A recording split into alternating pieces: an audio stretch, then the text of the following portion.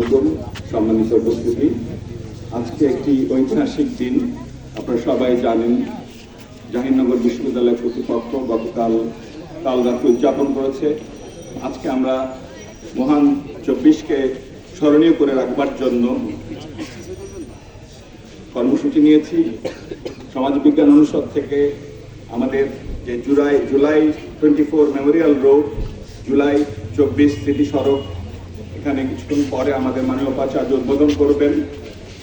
আমরা জুলাইকে অম্লান করতে চাই, অম্লান করে রাখতে চাই, স্মৃতিতে ধারণ করে রাখতে চাই। জুলাইয়ে আমি স্মরণ করছি, আজকে রাষ্ট্রীয়ভাবে শোক দিবস পালিত হচ্ছে। শহীদ আবু সাইদকে স্মরণ করছি। শহীদ আবু সাইদ আজকে শহীদ হয়েছিল। তার যে দুঃসাহসী আত্মদান গোটা জাতি বিশ্ববাসী প্রত্যক্ষ করেছে। আমি শ্রদ্ধা ভরে স্মরণ করছি শহীদ আবু সাইদকে। শহীদ আবু সাইদ সহ আরো যারা শহীদ হয়েছেন তাদেরকেও স্মরণ করছি আজকের এই স্থানে দাঁড়িয়ে। জাহাঙ্গীরনগর বিশ্ববিদ্যালয়ের শিক্ষার্থীরা অনন্য নজির স্থাপন করেছে। আপনারা জানেন, আমাদের জাতীয় জীবনে আজকে যে বাংলাদেশ ৭১-এর মহান মুক্তিযুদ্ধের মধ্যে দিয়ে আমরা পেয়েছি, এবং তারপরে ৯০, তারপরে ২৪, এই ২৪-এ যে নেতৃত্ব দিয়েছে সেটা হচ্ছে জাহাঙ্গীরনগর বিশ্ববিদ্যালয়। জাহাঙ্গীরনগর বিশ্ববিদ্যালয়ের শিক্ষার্থীদেরকে আন্তরিক কৃতজ্ঞতা জানাই, সম্মান জানাই যে তারা আমাদেরকে পথ দেখিয়েছে।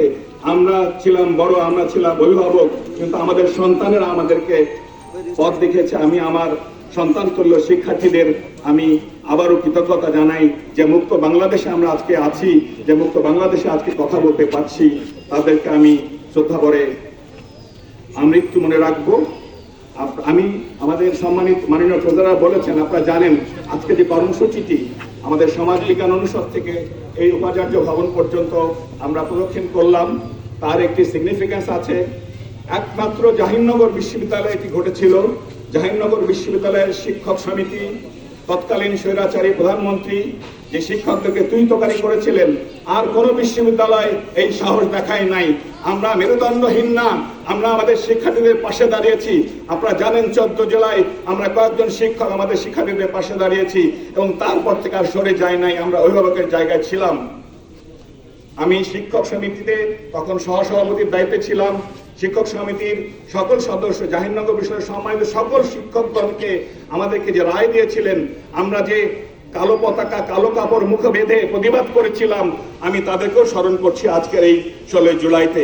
জাহাঙ্গীরনগর বিশ্ববিদ্যালয় এই আন্দোলনে এক অসম্ভবকে সম্ভব করেছে। এটি সারা জীবন আমাদের মনে রাখা উচিত। আজকে এইটুকু বলে আমি শেষ করব।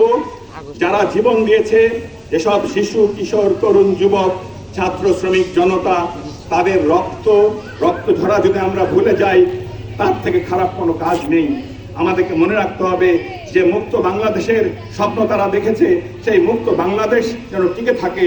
বাংলাদেশের সকল মানুষ ধর্ম, বর্ণ, গোত্র নির্বিশেষে তার মত প্রকাশ করতে পারে, তার ধর্মকর্ম করতে পারে, এরকম একটি মুক্ত বাংলাদেশ আমরা চাই।